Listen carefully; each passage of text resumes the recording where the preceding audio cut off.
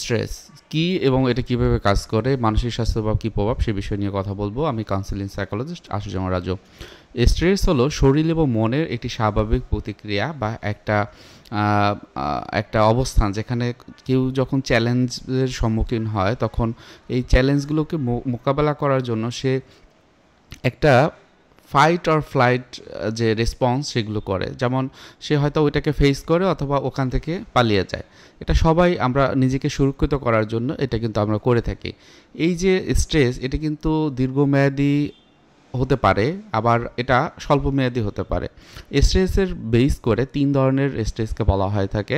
একটা হলো acute stress বা আকস্মিক স্ট্রেস, হয়তো বা স্বল্পমেয়াদী স্ট্রেসকে যেমন সাধারণত দ্রুত কেটে যায় এই স্বল্পমেয়াদী স্ট্রেসগুলো।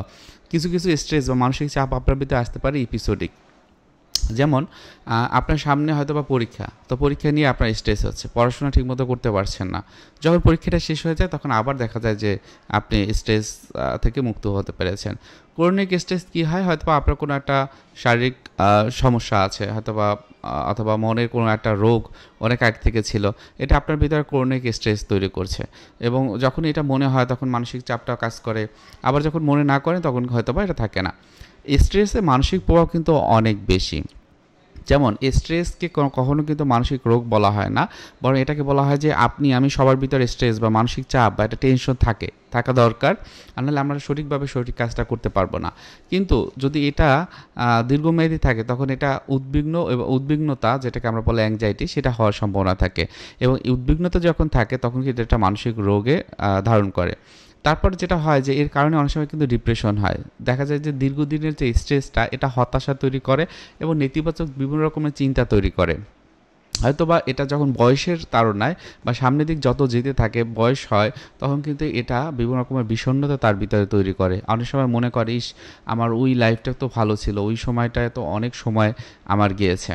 তো এটা হয়। আবার ঘুমের সমস্যা, স্ট্রেসের কারণে দেখা যায় অনিদ্রা বা অতিরিক্ত ঘুম কিন্তু অনেকে দিয়ে থাকে। কারণ যখন স্ট্রেস থাকে তখন তারা এখান থেকে বের হতে চায়, এখান থেকে ভালোভাবে থাকতে চায়, এবং তখন কি করে, হয়তো বা সে অতিরিক্ত ঘুমানোর যে প্রবণতা সেটা বৃদ্ধি পায়। তারপর যেটা হয়, স্মৃতিশক্তি এবং মনোযোগের দুর্বলতা। আপনারা দেখবেন অতিরিক্ত মানসিক চাপ মানুষের ভিতরে স্মৃতিশক্তি এবং মনোযোগটা কমিয়ে দেয়। সেক্ষেত্রে কি হয়, 3 ধরনের স্মৃতিশক্তি কিন্তু কমে যায়।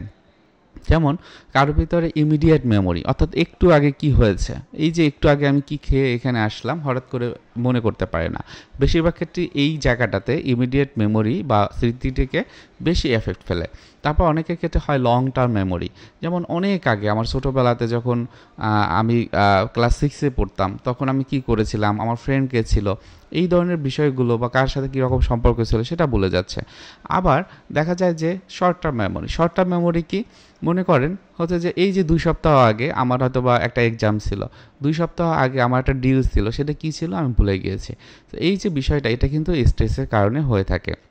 এখন মূল কথা হলো, স্ট্রেস মোকাবেলা খুবই গুরুত্বপূর্ণ। সেক্ষেত্রে আপনারা কিছু বিষয় আপনারা মনে রাখতে পারেন: মেডিটেশন বা শ্বাস প্রশ্বাসের ব্যায়াম, শারীরিক ব্যায়াম, পর্যাপ্ত ঘুম, সঠিক খাদ্যাভ্যাস, পরিবার এবং বন্ধুবান্ধবের সাথে মেলামেশা করা, এবং আপনার কথাগুলো তাদের কাছে শেয়ার করা। এবং সর্বশেষ যেটা বলবো, যদি এগুলোর প্রবলেম হয় বা আপনি যদি দেখেন যে কোনো সমস্যার সমাধান হচ্ছে না, তাহলে অবশ্যই কাউন্সেলিং বা সাইকোথেরাপির যে সাহায্য সেটা নেবেন।